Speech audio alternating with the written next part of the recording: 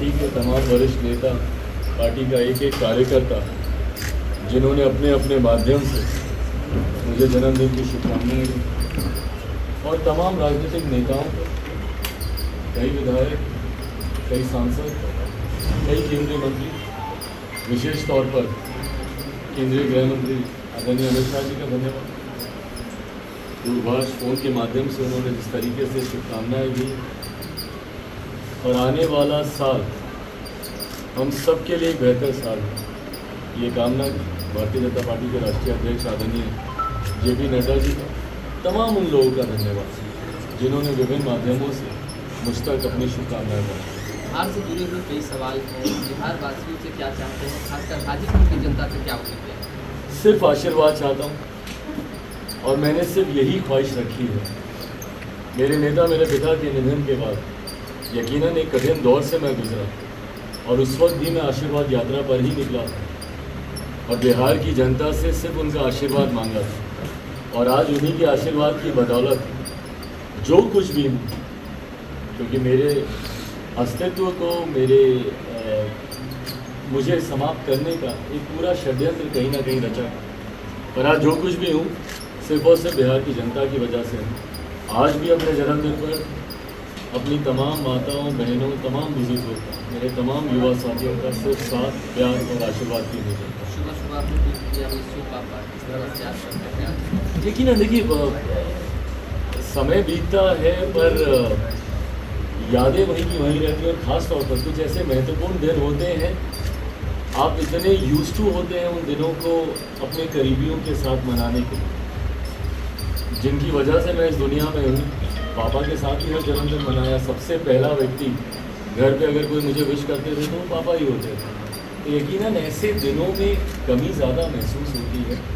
Miss करता हूँ, हकीकत में मिस करता हूँ, पर उन्हीं का ही आशीर्वाद है मैं यहाँ तक पहुँच पा रहा हूँ और आगे बढ़ पा रहा हूँ। एक अहम सवाल है, राजनीतिक दृष्टि से आपने कहा कि कई लोगों ने तोड़ने की कोशिश की, लेकिन अब चीज़ें बैलेंस होती नज़र आ रही है, तो चाहिए चाचा से कुछ आशीर्वाद और उपहार लेना, खासकर हाजीपुर की, क्योंकि वो दावा ठोक रहे हैं, उस पर तो आपका भी दावा है, तो उपहार स्वरूप मांग लीजिए। देखिए, आज मेरा जन्मदिन, कोई राजनीतिक टिप्पणी में मैं उलझूंगा नहीं। आज के दिन हर किसी के आशीर्वाद की कामना रखता हूँ। चिराग जी, एक सवाल आ रहा है कि 41वां जन्मदिन है आपका, इसके बाद ठीक इलेक्शन है आपके जन्मदिन की, अब जो आएगा तो इसके बाद इलेक्शन के बाद होगा। तो इस बार क्या आपका पूरा वो तैयारी है, किस तरह की तैयारी है इलेक्शन को लेकर, किस तरह से आप संकल्पित हो रहे हैं अपने आप को कैसे करना है? मुझे लगता है एक उम्र के बाद जन्मदिन just becomes any other day. ये मेरे तमाम पार्टी के नेताओं, कार्यकर्ताओं का प्यार है।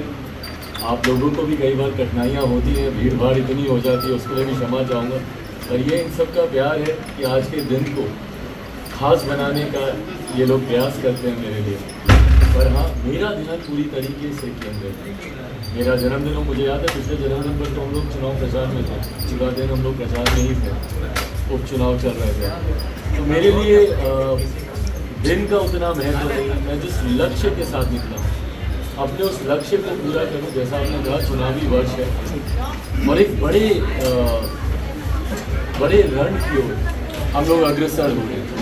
ऐसे में ध्यान मेरा पूरा केंद्र लोकसभा चुनाव को लेकर ही। आज सुबह जब गृह मंत्री जी से भी बात हुई, और उन्होंने भी जब मेरे बेहतर भविष्य की उन्होंने कामना की, और उन्होंने कहा कि मैं चाहता हूँ कि आपका आने वाला साल बहुत खूबसूरत हो और आपके लिए बहुत खुशियाँ लेकर आए, उज्जवल हो।